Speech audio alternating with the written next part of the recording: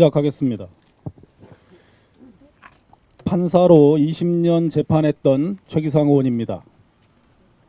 먼저 대법원의 졸속, 밀실, 사냥 재판이 부끄럽습니다. 조봉암과 인혁당 재건이, 김대중 대통령 내란 음모 재판 등 사법 치욕을 기억합니다.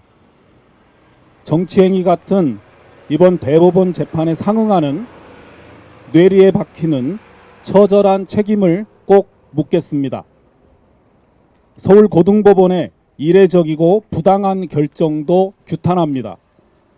파기환송 다음 날 소송기록 송부, 기록을 받은 당일 재판부 지정과 공판기일 지정, 예외적 수단인 집행관 송달 병행 등 사법 초유의 과정에 대법원과의 교감이나 사법행정권 남용은 없었는지 철저히 따지겠습니다. 대통령 후보자 등록이 끝난 5월 12일부터 6월 3일 대통령 선거일까지 서울고법이 파기환송심 재판을 진행하는 것은 헌법과 공직선거법 위반이며 국민의 주권 행사에 심각한 위협입니다. 5월 12일 전에 서울고법은 5월 15일 공판기일을 6월 3일 후로 변경해야 합니다.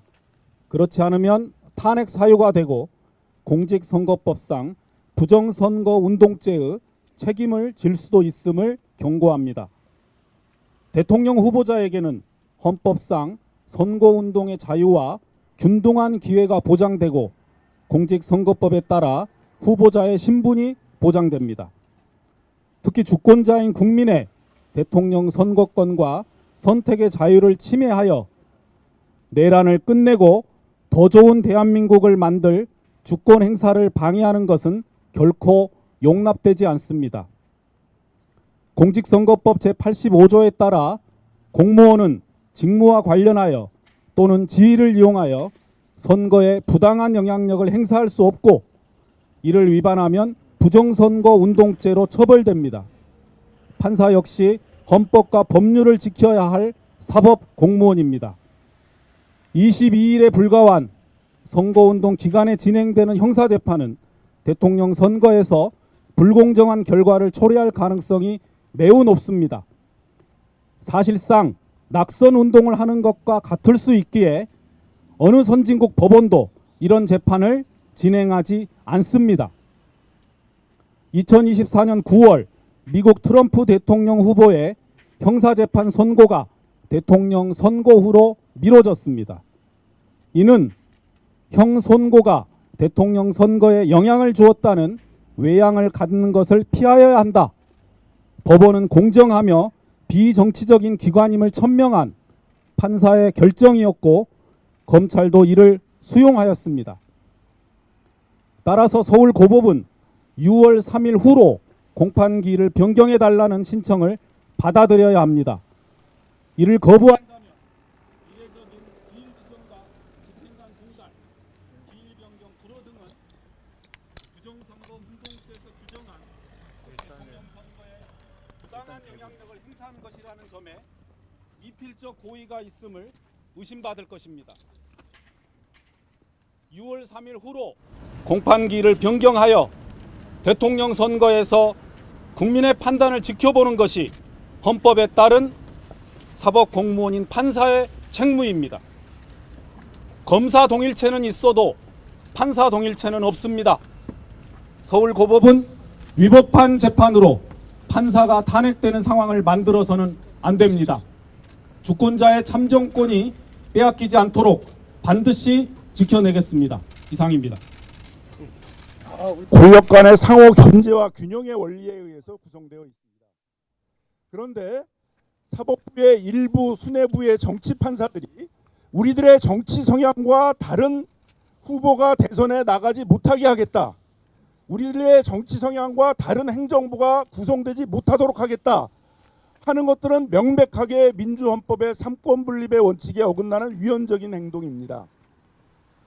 또 선거운동 기간에는 국민들의 판단, 국민들의 참정권이 훼손되지 않도록 후보에 대해서는 압수수색도 하지 못하도록 하는 것들이 우리 공직선거법의 정신이고 규정입니다.